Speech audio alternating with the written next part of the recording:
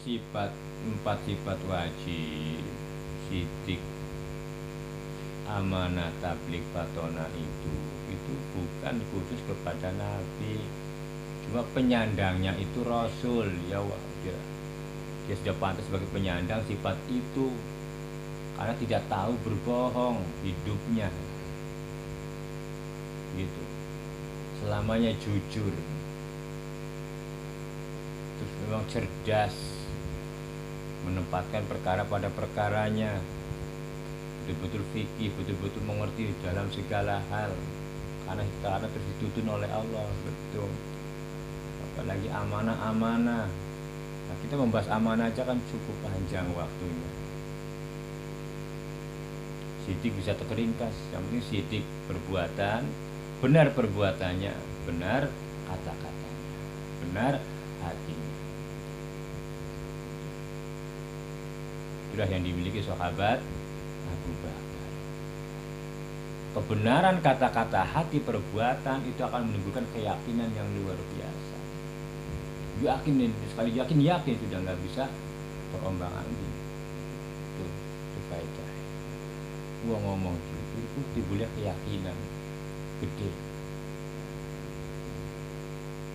Orang jujur ucapannya, teguh pendiriannya. Hikmah, terus amanah. Kalau bapak amanah itu sangat luas, menjaga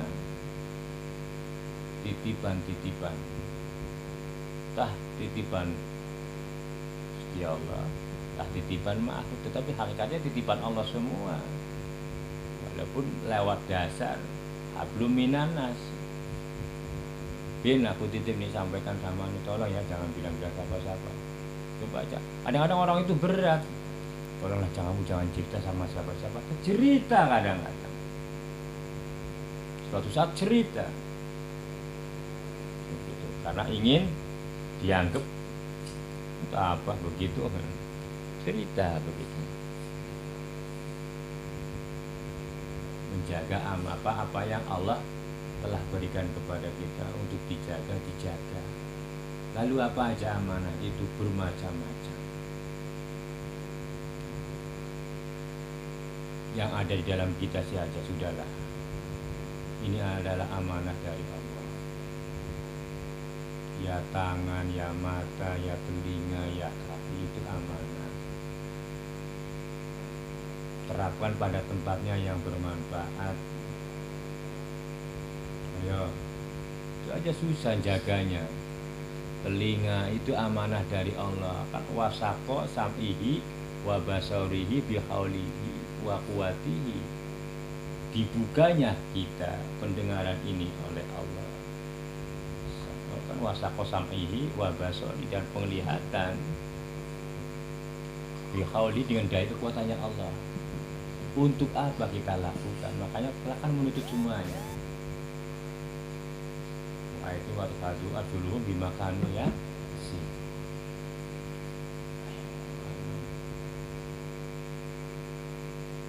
Baju dijaga,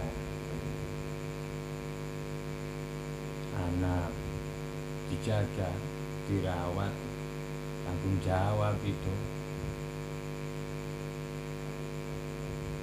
Jabatan, nah ini ya kalau itu ya puncaknya nanti ke sana.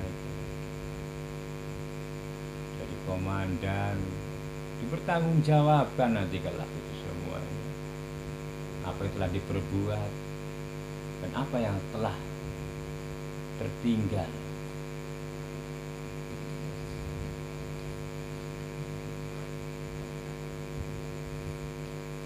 Kalau tablik sudah jelas menyampaikan sesuatu walaupun berat rasanya, nggak mampu dengan mulut, dengan perbuatan, itu namanya tablik. Memberikan contoh.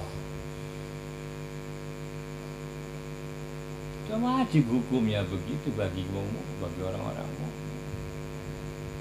Kita harus tahu dasar hukum ya. Bagaimana kita memberikan contoh hukum kepada mereka atau contoh kita akhlak kepada mereka. Itu kan pakai ilmu. Gitu. itu tabligh, menyampaikan,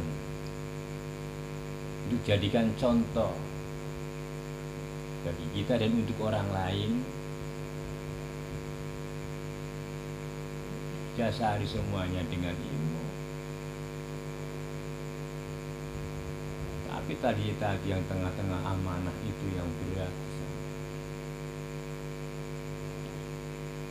Sudah berapa amanahnya Allah yang disalahgunakan? Itu sudah pendengaran, penglihatan, sudah masalah.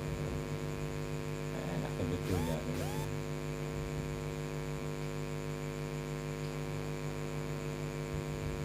Kita yang hidup itu di dalam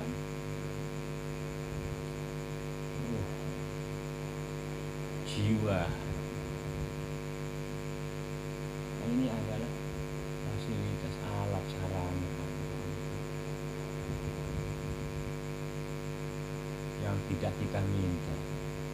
Jika kita merasakan nikmat, ada yang merasakan bahagia itu ini. Ada bahagia jiwa karena ada ini, ada dohir. Kan begitu. Tanpa ada dohir mana bisa enaknya kopi di mana? Kan di lidah. Begitu. Karena ruh itu tidak tersusun seperti begini. Ruh itu membentang luas.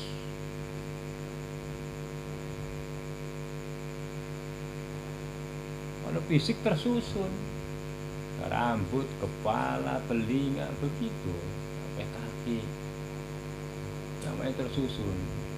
Jasad namanya ajsam, jisim.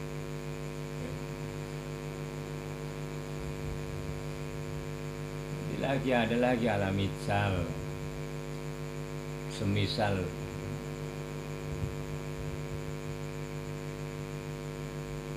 wujud tapi tidak tersusun.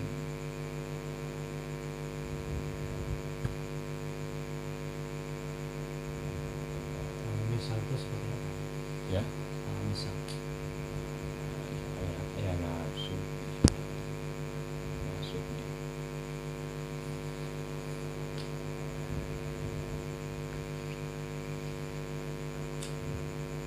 Ada wujudnya.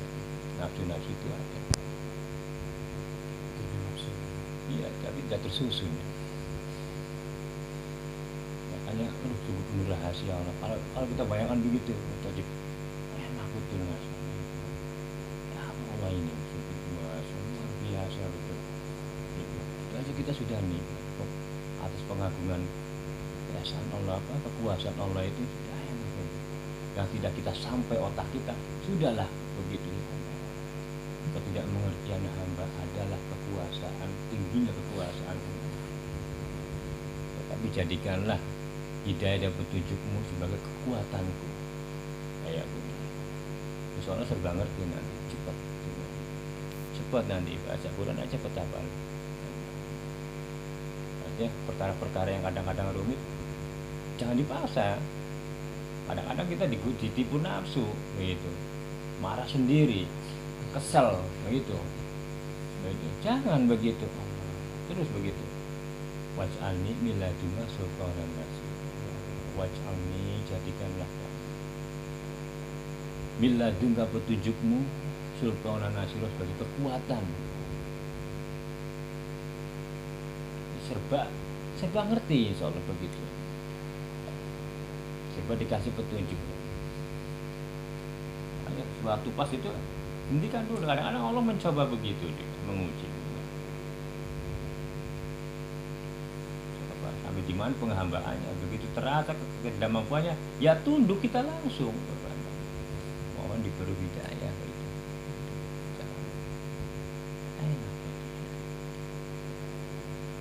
Kembali kepada amanah. Itulah yang sama yang bersih. Amanah dijadikan kita oleh Allah dalam bentuk muslim. Seberapa kita menggunakan, itu sudah rahmat dari Allah. Untung-untungnya kita di dunia itu sudah diberi iman, keyakinan, diberi Islam.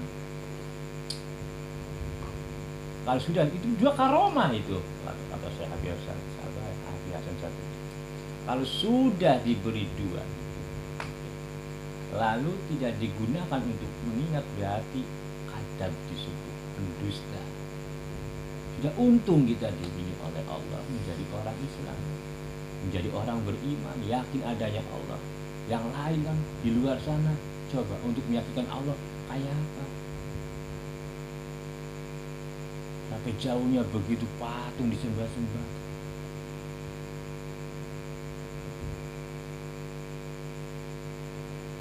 Kita sudah dinaikkan dalam agama yang begitu. Itu rahmat dari Allah, itu amanat begitu. Kalau sudah dikasih karomah begitu, karomah keyakinan, karomah ibadah, itu mau ibadah kan? Mau begitu. Kok mau ibadah ya Allah? Coba aja bayangkan, apa sih hasilnya ibadah? Nggak ada gajiannya, kok mau ibadah? Itu karomah kemuliaan dari Allah. Kalau sudah dikasih itu, tapi tidak digunakan untuk mengingat, maka disebut kata. Salah dalam menggunakan.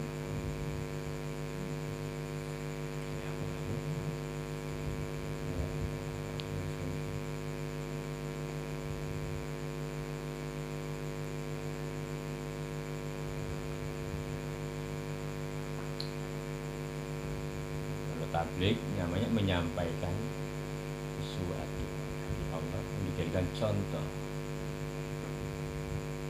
Karena itulah tugasnya sebagai khalifatul ard, kita penghuni bumi, dan kita lelaki sebagai pemimpin. Karena tuntutan itu pasti nyatanya. Setidaknya kita memimpin keluarga kita sendiri. Setidaknya kita memimpin diri kita sendiri. Angkusakum, dipimpin, mimpin dirinya aja, cara kacir. Kalau mimpin dirinya bisa, insya Allah keluarga. Nah, kalau keluarga bisa, ngatur keluarga ya insya Allah. Selain daripada itu, mungkin lebih ringan.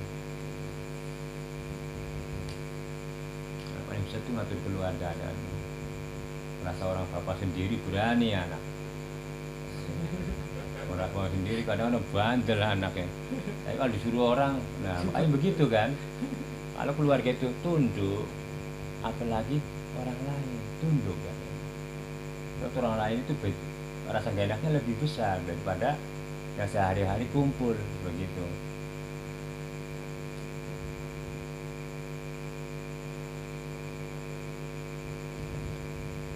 Kita bisa menyampaikan di situ.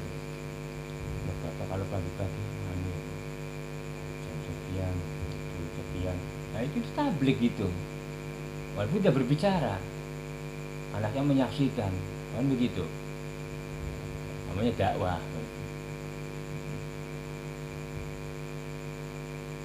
Terus nah tinggal fatona, kecerdasan, kebijakan di dalam menentukan sikap.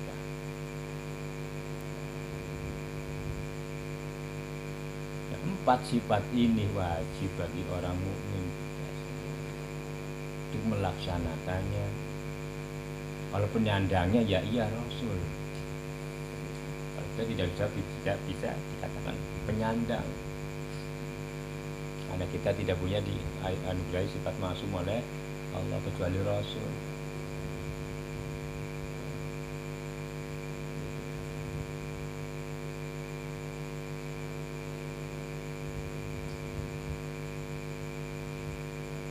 Jelaskannya dia ini kan enak, ada hubungannya dengan kepemimpinan, biasa terus ya, biasa semuanya.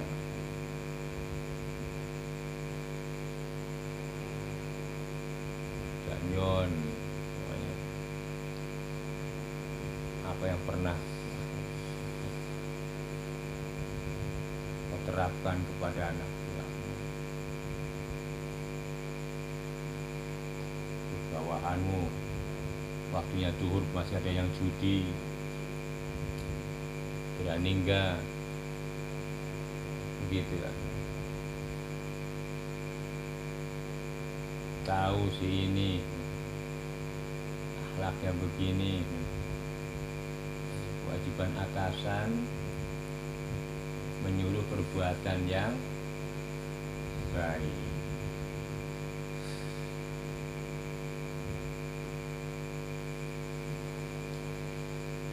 Ya kalau sudah ada kebaikan ya tinggal didukung saja kan begitu ya memang.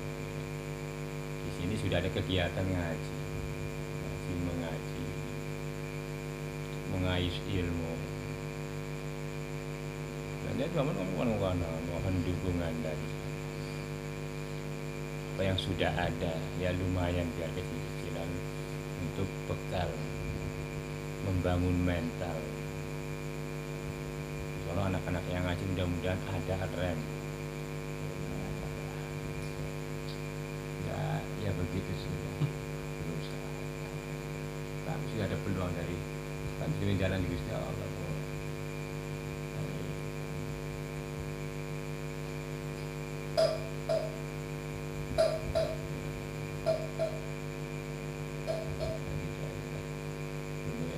Belajar memegang 4 sifat ini. Bisa tabligh, belajar amanah. Ya, kita memang begini karena bukan penyandangnya, tapi kita ada kewajiban. Artinya berbuat sebisa mungkin.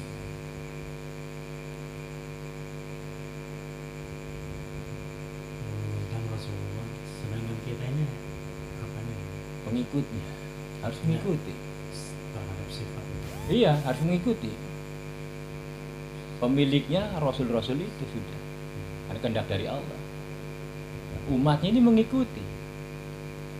Dari sifat yang sudah disandang oleh Rasul itu. Itulah tanda-tandanya dia umatnya.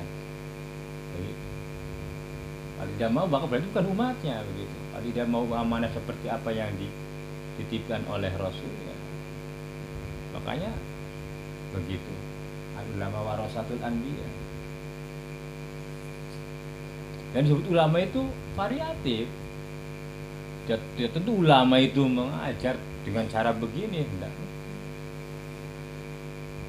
Banyak ulama-ulama aneh.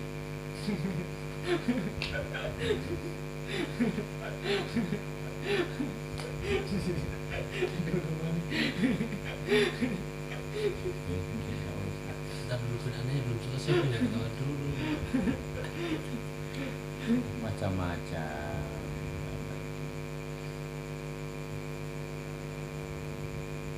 Kalau kita sudah berbicara hakikat, kan begitu. Dulu dikira itu wajibnya hanya di Rasul. Itu wajibnya manusia. Begitu. Seorang mukmin wajib melaksanakan 4 itu.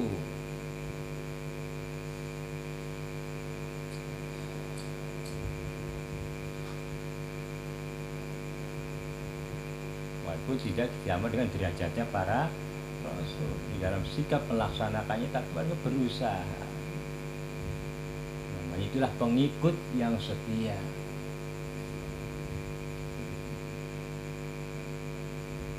Kalau itu punya mai, wah ya nggak bisa lah. Pemimpinnya begitu.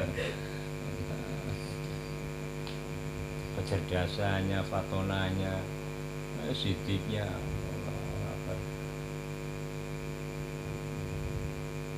sedikit itu polos, keyakinan. Tapi begitu tadi hikmahnya orang berbuat itu berbuatnya dapat anugerah keyakinan dari Allah yang tidak tergoyang. Ya, sudah yakin sudah. Ya, sahabat Abu Bakar sudah tidak takut hidupnya, makanya hartanya disumbangkan untuk dakwah Nabi, untuk keperluan orang-orang Islam. Ya, sahabat Umar separuh, ya, sahabat Abu Bakar kabeh. Takon di Kanjeng Nabi, lah keluargamu apa? Apa yang kamu usahakan untuk keluargamu? Jawab sahabat Abu Bakar, ya hanya Allah dan Rasul. Sahabat Umar separuh.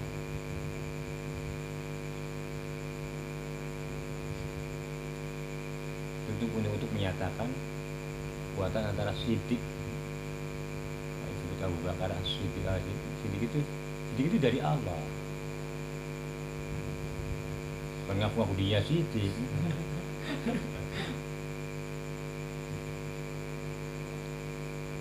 Sekali Nabi cerita, bahwa aku tadi malam habis melaksanakan perjalanan menuju Sidratul Muntaha, Isra. Ya, nah Abu Bakar langsung percaya. Sahabat lain perlu pemikiran dulu, seperti apa gitu, kemana jalannya, naik ini naik itu. Masalahnya satu malam itu, bukan satu malam penuh kan, seperempat malamnya masalahnya. Dari Masjidil Haram ke Masjid Aqsa betapa jauhnya, pakai apa?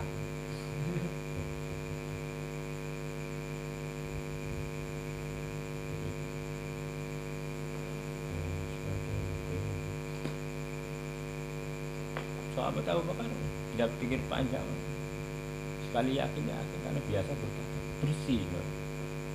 Masuknya nur itu mungkin biasa.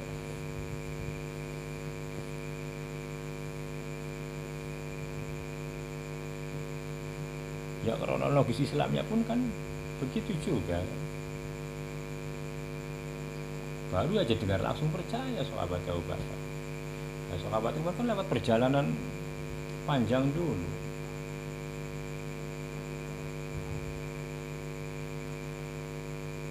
Setelah adiknya masuk Islam, sampai lali ceritanya, iparnya masuk Islam, adiknya masuk Islam.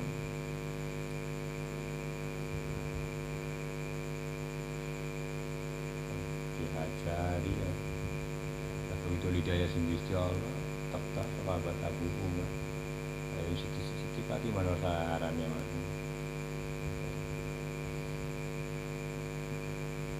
Ternyata pun melebu Islam. Tapi luar biasa mancing maksudnya. Sahabat Umar mancing Islam.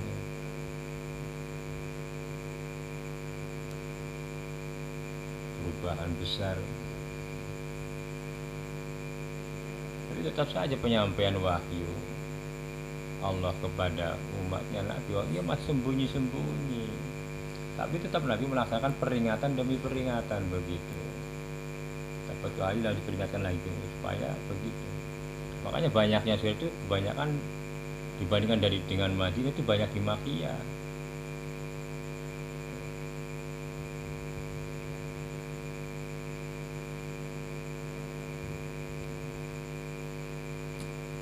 Surat banyak di Mekah dibandingkan di Madinah, lebih banyak di Mekah begitu. Nabi mencoba terbuka aja, coba kayak apa, babak belur. Yang disayang itu umatnya, sahabat-sahabatnya telah masih yang banyak mengalami penganiayaan. Dia boleh mau melaksanakan acara mulut dan warganya juga belum dapat, dikejar begitu. Tetapi tetap Nabi sendiri yang melakukan peringatan itu. Sama kita pun mengadakan acara itu sebuah peringatan, mengulas menuai makna di dalam itu supaya mendatangkan mau itu.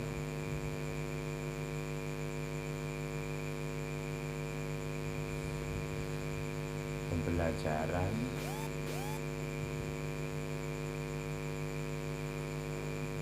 itu mau dibedakan karena bukan kita, malah kita melakukan perintah.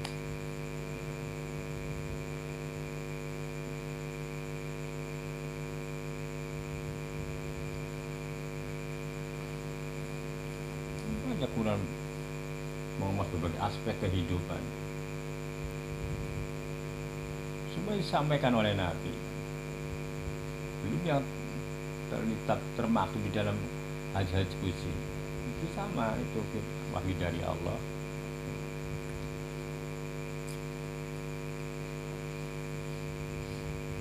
ada yang dirahasiakan,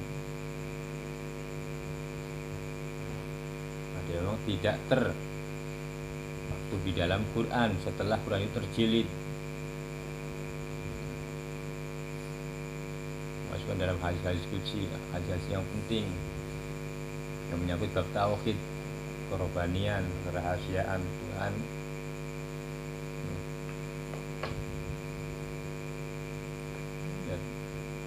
Hadis kusinya orang-orang mereka, ya ini bukan hadis kusi, nama ini syariat masih fikih.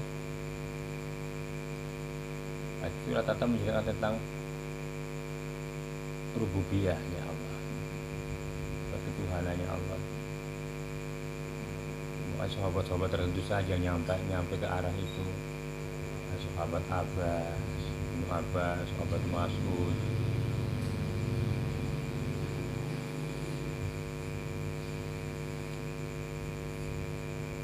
Sayyidul Arifin, sahabat Ali, Sayyidul Arifin.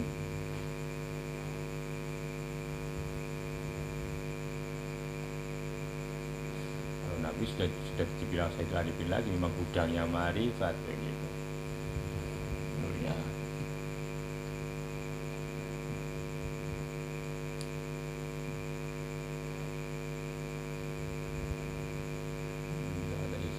Kalau aku tafsirkan ayat ini, Allahul ladzi khalaqas samawati wal ardi wa ma bainahuma, niscaya aku dilempari orang-orang di Mekah. Ada apa mana di dalam itu? Orang main udah ngomong salah pecah namanya.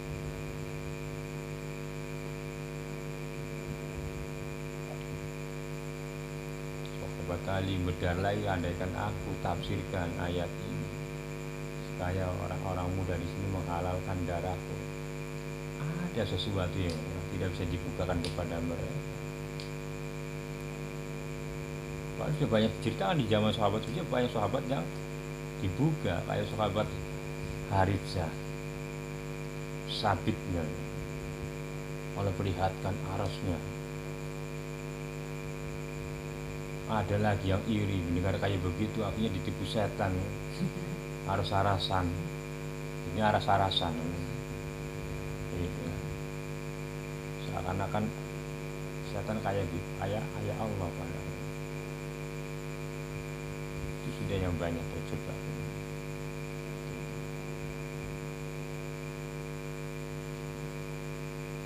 Jangan sahabat banyak tertipu begitu. Alam-alam. Tapi ada juga yang sudah dikehendaki oleh Allah, dikisah, dibuka tabir itu. Tapi tidak semua sahabatnya, tidak semua sahabat ini, akhirnya lebih sedikit orang-orang yang terpilih begitu. Banyak mereka para sodikin itu. Jadi ini artinya apa? Orang syariat gitu. Mengandalkan zahiriyah.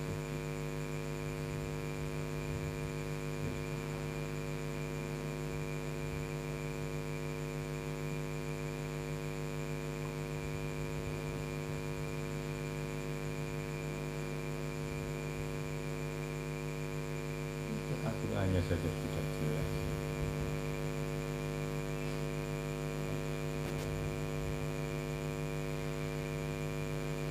Seperti apa kita tidak pernah mengerti. Dia hanya bisa menyampaikan ayatnya saja.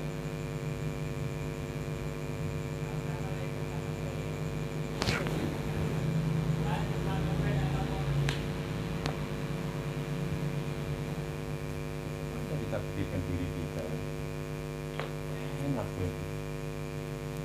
Oh, dunianya asalnya kita mengerti begitu. Karena itu kita diilhami oleh Allah, kita diilhami. Asalnya kita mengerti. Karena kita kedahuluan ketidakadanya, itulah jadi sebab kita mengerti. Kita keluar dari perutnya itu. Dulunya apa tidak ada. Nah itu kan menjadi kepengertian bagi kita.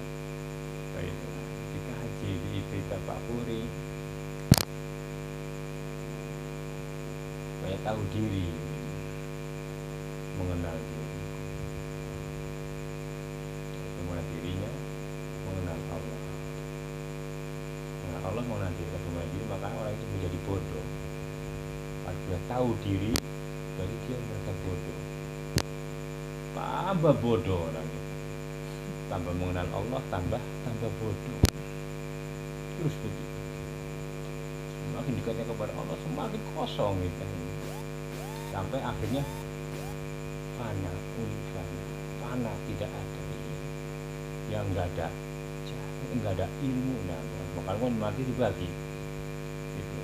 Ada fanaul akal, ada fanaul ilmu, fanaul sifat, fanaul zat, macam-macam.